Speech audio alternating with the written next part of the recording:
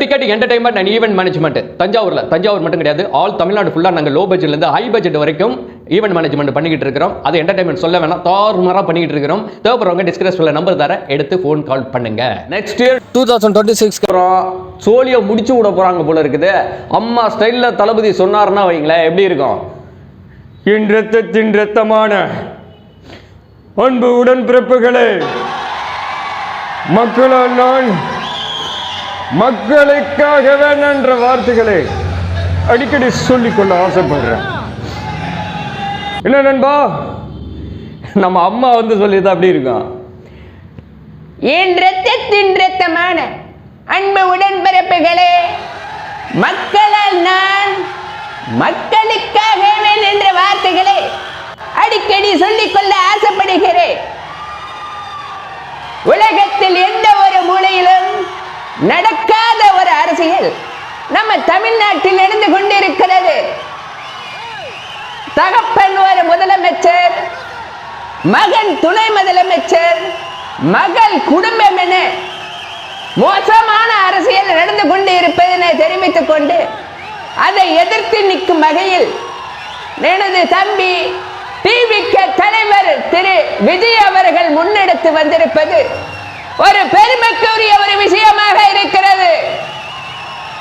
சமீபத்தில் தம்பி அரசியலுக்கு வந்த பிறகு சீமானை ஒழிப்பதற்காக சில விமர்சனங்களை போட்டுக்கொண்டு, சில மீம்ஸ்களை போட்டுக்கொண்டு நல்லா இருந்த மனிதனை பைத்தியமாக்கி விட்டார் என்பதனை தெரிவித்துக் கொண்டு, இன்னொரு பக்கம் ஒளிமறைவாக பேசிக் கொண்டிருந்த ஆளுங்கட்சி இன்றைக்கு நேரடியாக கேள்விகள் கேட்டு சில புகார்களை கொடுத்திருப்பது பெருமைக்குரிய ஒரு விஷயமாக அமைகிறது.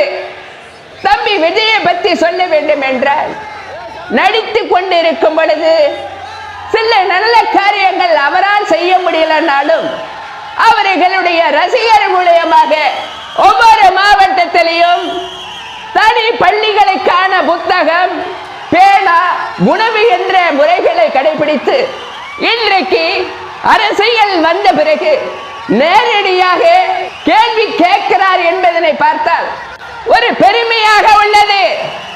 சமீபத்தில் அண்ணா பல்கலைக்கழகத்தில் நடந்த பெண்ணின் பாலியல் வன்கொடுமை எதிர்த்து கவர்னரை நேரடியாக சந்தித்து கடிதம் ஒன்று கொடுத்தார். அந்த கடிதத்தை கவர்னரை படித்துவிட்டு உடனடியாக நடவடிக்கை எடுப்போம் என்று உறுதியை கூறியிருக்கிறார். இது பெருமைப்படக்கூடிய ஒரு செய்தி. விஜயகாந்த் அவர்களை இறந்த நாளைக்கு போகலை என்ற வருத்தத்தில் விஜயகாந்த் தொண்டர்கள் இருந்தார்கள். விஜயை பற்றியான சில புகார்கள் வந்து கொண்டிருக்கிறது. எந்த விழாவிற்கும் நேரடியாக விஜய் கலந்து கொள்வதில்லை, அவருடைய துணையாளரை வர சொல்கிறார் என்பதனை குற்றச்சாட்டாக சொல்லிக் கொண்டிருக்கிறார்கள். ஒரு நடிகர் நேரடியாக வந்தால் அந்த கூட்டத்தை சமாளிக்க முடியுமா? அதை யோசித்துக் கொள்ள வேண்டும். மறுநாள் வந்து அவர் சமாதிகள் மலர்களை வைத்து வணங்கினார். அதற்காக விஜயின் தொண்டர்கள் ரொம்ப வருத்தப்பட்டார்கள். எப்படி நீங்கள் என் தலைவரை பேரை சொல்லி கூப்பிடலாம் என்று. இதை புரிந்து கொள்ள வேண்டும்.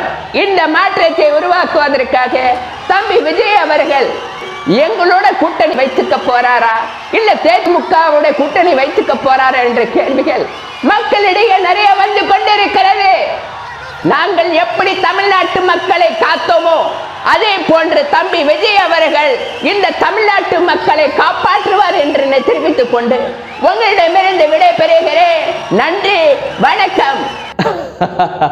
இந்த வாய்ஸ் பிடிச்சிருக்குன்னு நினைக்கிறேன். இந்த வாய்ஸ் சும்மா ட்ரை பண்ணி பார்த்தேன், பிடிச்சிருந்தா லைக் பண்ணி ஷேர் பண்ணுங்க, கமெண்ட் பண்ணுங்க நண்பா. ஸோ இப்போ பரபரப்பான அந்த நியூஸுகள் போயிட்டு இருக்கு.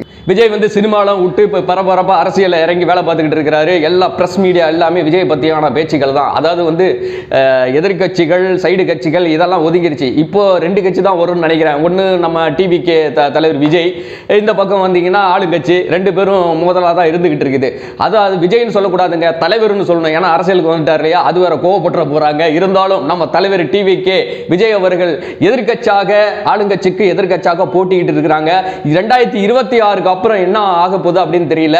மக்களுடைய கருத்து கணிப்பை வந்து யாரு நிலைச்சு நிற்பாங்க, எந்த அளவுக்கு செய்வாங்க தமிழ்நாட்டு மக்களுக்கு அப்படிங்கறத அடுத்த வீடியோல சொல்றேன். மீண்டும் அடுத்த ஒரு வீடியோல சந்திக்கும் வரை உங்களிடமிருந்து விடைபெறுவது நான் உங்கள் மைக் சுதாகர். நன்றி, வணக்கம்.